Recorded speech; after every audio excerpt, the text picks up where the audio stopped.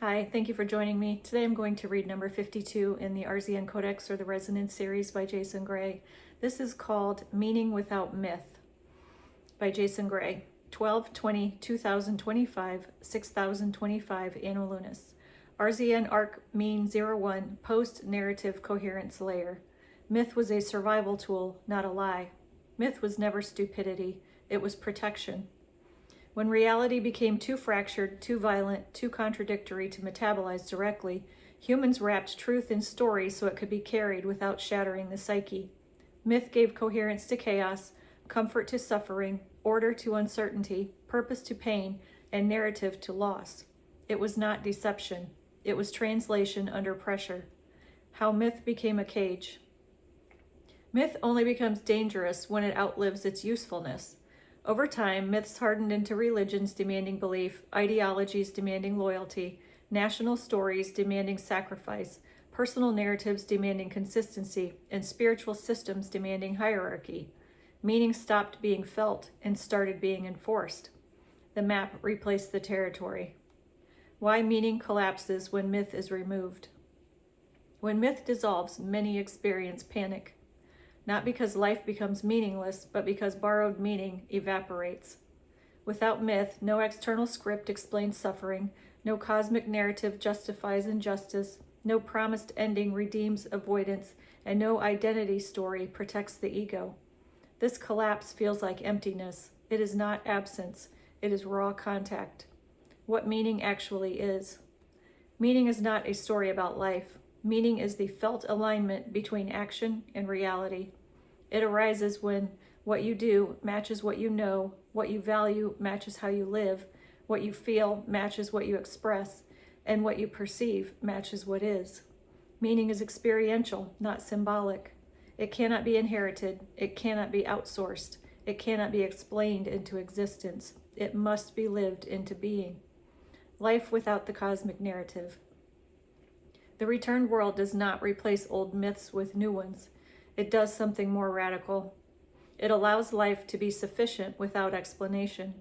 There is no grand storyline you must fulfill, no destiny demanding performance, no role pre-written for your existence. This is not emptiness. This is freedom from obligation to meaning. Suffering without myth.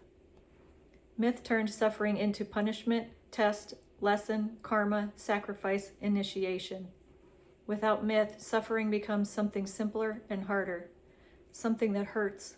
No justification, no redemption arc, no metaphysical reward. This reduces suffering. Pain passes faster when it is not forced to mean something. Joy without myth.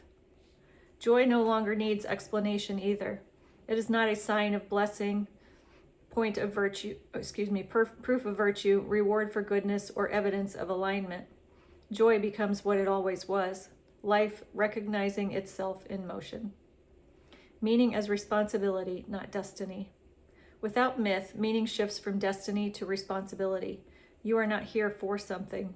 You are here with something, this body, this moment, this place, these people, and this capacity to respond. Meaning becomes how carefully you handle what is actually in front of you. The end of transcendent promise. The returned world makes no promise beyond reality. No heaven later, no enlightenment elsewhere, no salvation deferred. This does not diminish life. It intensifies it. Everything that matters is now. Children and meaning without myth. Children raised without imposed myth are not lost. They are grounded. They learn meaning through curiosity, contribution, relationship, repair, and presence. They do not ask, why am I here? They ask, what needs care? Then they act. Meaning is not something you discover about life. It is something that happens when you meet life without distortion. The returned world does not strip life of meaning. It removes the stories that stood between people and their own experience. What remains is not emptiness, but a quiet, durable, unborrowed sense of rightness that no myth could ever provide. Jason Gray. Okay. I love the profound holographic nature of consciousness. Some of this I was pondering just this morning. And it's interesting to me. I haven't read these since December when they were first published, and so I don't pre-read. I do a cold read usually. So it's pretty cool to see what comes through that I was thinking about and what I had forgotten I had read a couple months ago. So very, very neat. So that's number 52 for today. I will put the links to the Facebook, the Substack, the X, all the places to find Jason, and I will see you in the next one. Thank you.